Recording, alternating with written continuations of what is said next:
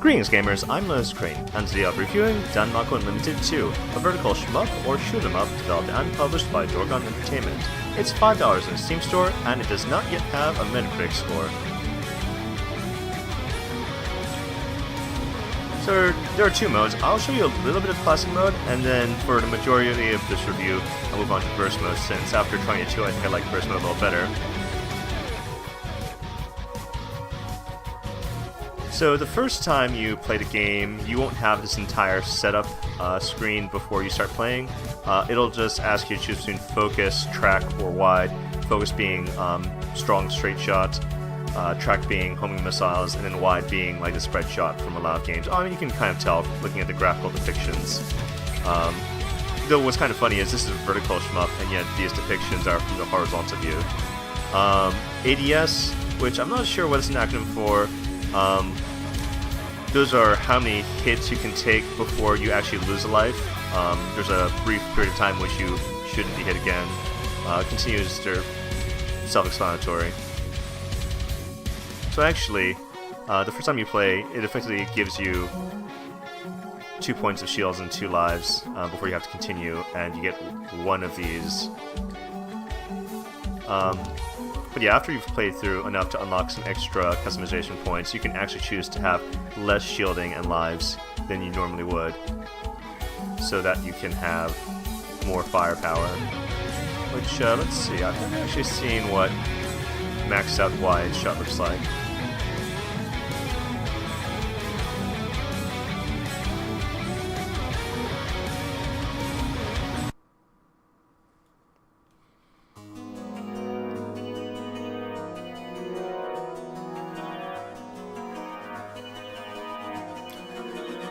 The game's graphics are kind of like simplified, not really polygons, but it's a two-dimensional version of polygons. I really should have looked at the terminology before starting the review, but I've gone this far, so unless I do something that totally messes this up, it's gonna go on like this. But yeah, so there are 3 buttons, well 4 if you count the button for pause, and you can mount them however you like on your controller. I don't know, I assume this game must have a keyboard mode, but since I can play this, oh whoops, no control pad, I'm doing so, my old Logitech.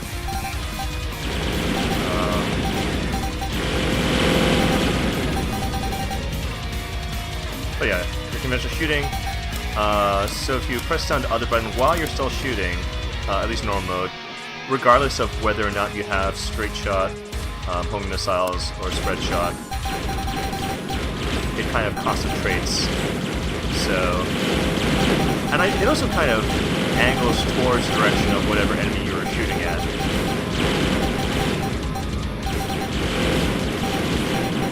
That's when you're focusing on a particular target. What's also interesting is when you hold it down, all those stars, those points, they automatically get stuck towards you, even if they move past you and they're actually below you on the screen. The one downside though is when you're holding it down, you'll notice that your speed gets reduced by, I want to say you move about like 25% or 33% slower.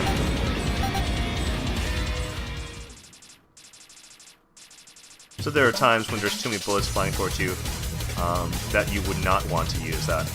Oh, and then finally, the third button activates trance mode, which is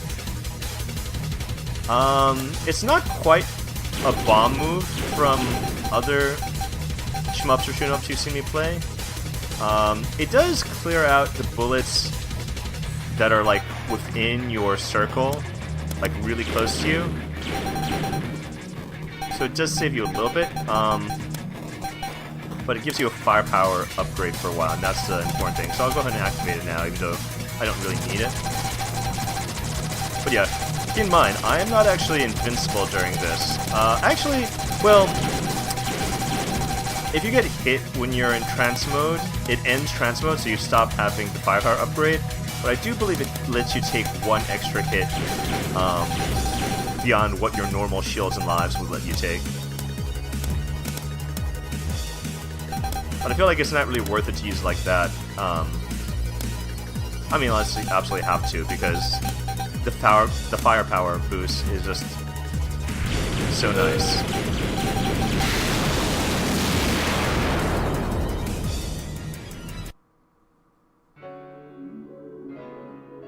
Okay, right. So, like I said, classic mode, when you hold down the alternative fire button, all of your shots converge into a narrow, slightly tracking beam. I wonder if I actually get any living points. Oh, I do. Okay, not very much though. Alright, so after a while I decided I actually like burst mode better. And you'll see why in a moment. So I'm gonna go with a little bit of everything, and you'll see the difference. I'll have fewer option or helper ships. Instead of having 6 helper ships, I'll only have 2. But you also see me firing some tracking missiles. Well, really they're orbs, tracking orbs, because I guess drawing actual missiles would have required another art asset. And it's hard to see graphically since there's already so much stuff flying around. Oh, whoops. Well, I screwed up because I was busy explaining things. But just my normal center shots going straight up, those are a little stronger and denser than they were before. Alright, so I've already shown it to you a little bit. You'll notice that I have, besides my shield bar on the left and my trans bar on the right, I actually have a smaller secondary fire bar next to my shield bar. And you notice that like my shield bar is not filling back up. It's because I only have the 1 ADS option, not the 2 ADS option, so I only have the 1 extra hit. But yeah, if I hold down Alt Fire and release,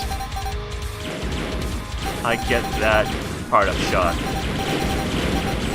And the really nice thing is, unlike trance mode, that part-up shot actually does remove enemy projectiles along its path, so that can be a lifesaver move. The one unfortunate thing about burst mode, though, is that you do not get to use trance mode and the secondary fire clearing beam at the same time, whereas in classic mode you can use your trance and your secondary fire at the same time for basically a powered up secondary fire. But yeah, the fact that in burst mode your secondary fire is that beam which can save your life from projectiles, I personally find that to be more useful.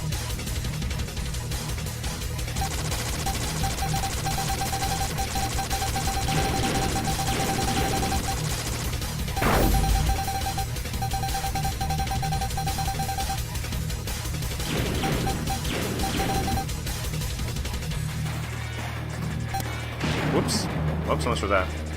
An interesting thing though is, another thing that's kind of cool in burst mode is, so in classic mode you need to be holding down secondary fire, which slows yourself down in order to suck the point chips towards yourself. In burst mode, you just naturally suck the point chips to yourself. Though I guess they're not really point chips because they're not stars. Instead, those are the chips you need to power up your secondary fire. So it is kind of a different set of mechanics.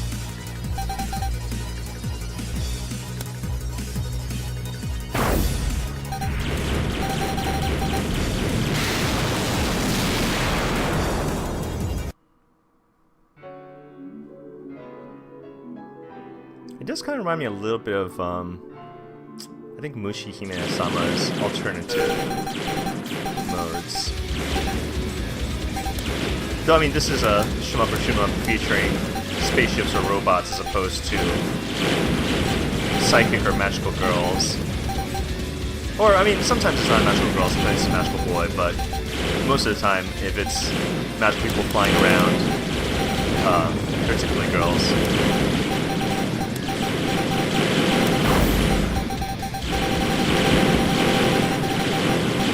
mean, it says something about Japanese gaming culture, I guess.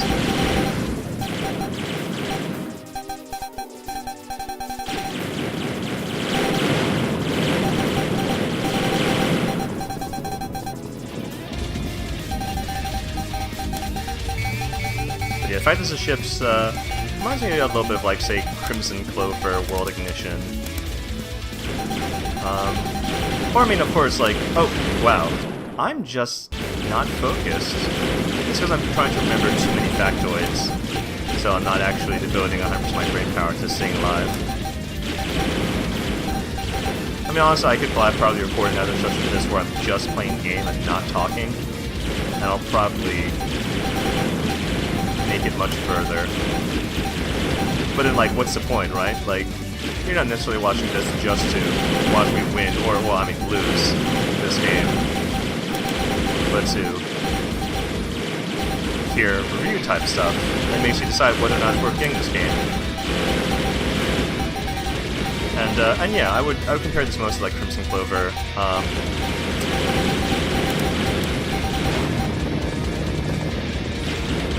What's the other game I was going to mention that had spaceships?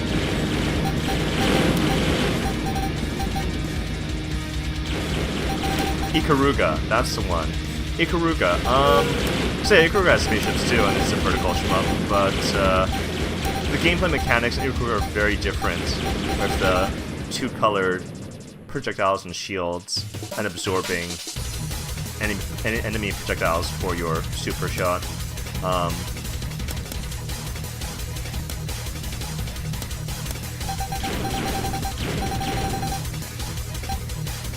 I actually have a review of a game that, even though it's about magical girls, actually is much more like Ikaruga. It's, I think it was XC2 Vampire Rex. That game, the mechanics in that, with having two different colored projectiles and absorbing them for your super shot. Yeah, XC2 Vampire Rex is very much like Ikaruga in that regard. So, yeah, gameplay-wise, this is probably closest to Crimson Clover.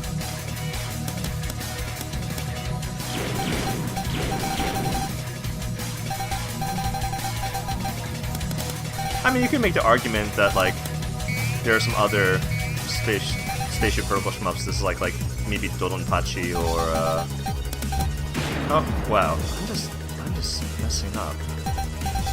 This is what I get. I'm desperately trying to remember obscure names of games, rather names of obscure games, of which most of them I've played. And most of which you've never heard of before. But, oh, snap these patterns! Wow. Alright, if I die, I'm gonna lose my stored up energy anyway, so use it or lose it, as they say.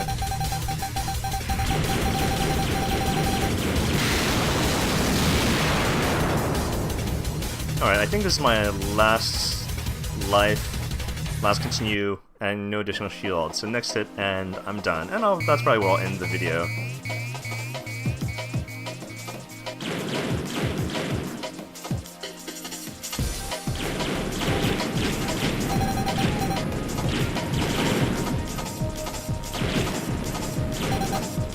Using this game is pretty relaxing.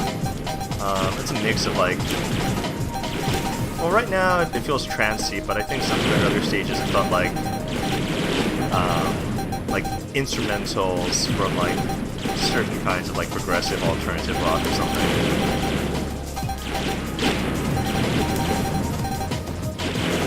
As channeled by Japanese video game composers. Oh, okay, well, it's game over now. But, like, it's not super memorable, right? Okay, so, since I'm dead, this is where I get to the point where I talk about whether or not I'm going to recommend this game. Overall, and I feel really bad saying this, I have to say LotusCrane, meh. Because this is the thing. I mean, you've just seen this, and I did enjoy this. This game is totally playable, right? But at the same time, like, compared to so many other shmups or shoot'em-ups you could be playing, it's hard to recommend this over, like, all the other ones you could potentially be playing, right? if I'd done this game, if I'd played and reviewed this game much earlier in my YouTubing career, like, I might have given this a LotusCrane approved. Because again, there's nothing like seriously wrong about this in terms of production value, gameplay. I mean, there's absolutely no story, not even like the thin veneer of story that like Ikaruga had. But I mean, it's a shmup, right? People generally don't play shmups for the story, even though like Ask the Breed actually had a really good story. But I'm just gonna track myself. Me, I play video games all day, right? Clearly, if you keep on my channel, it seems like all I do is play a lot of video games, except for the times when I go out to play board games or card games. Or when I'm sucked into like a charity event, which I don't mind, but I mean, I'm not playing video games for most of those. But yeah, if you're like a normal person and you actually have to go to work or school or something and you play video games once in a while to relax, you can't afford, I mean, money-wise you could probably afford, but in terms of time, you can't afford to play 10 or 20 shmups each year, right? You can probably only play 2 or 3 shmups each year. And so, ultimately I have to say LotusCrane meh, because even though this game is still playable, and I feel bad, like, it's not like they deserve to not make money, right? Like, I don't want them to go bankrupt because you're not giving them your money. But in terms of time, it's like, you should probably be playing Crimson Clover, World Ignition, or Ikaruga. Or if you really like Ikaruga and you want a game that plays just like that, except with girls instead of ships, Exceed 2 Vampire Rex, or Ask the Breed, or Mushi Hime-sama. Like, those are all shoot-em-ups, all shmups that I said LotusCrane approved to, and comparing those to this, like, I mean, I would play all these games myself, but for you, with your limited amount of time, you should probably skip Danmaku Unlimited too, because I just named like 5 or 6 other shmups that need to be higher on your list of gaming priorities. So yeah, ultimately, LotusCrane meh, but I feel terrible saying that, because this game isn't bad, it's just there are other games very much like this that are somewhat better. Anyway, if you like this video, please remember to subscribe to my channel and share it with your friends. I'm LotusCrane, signing off.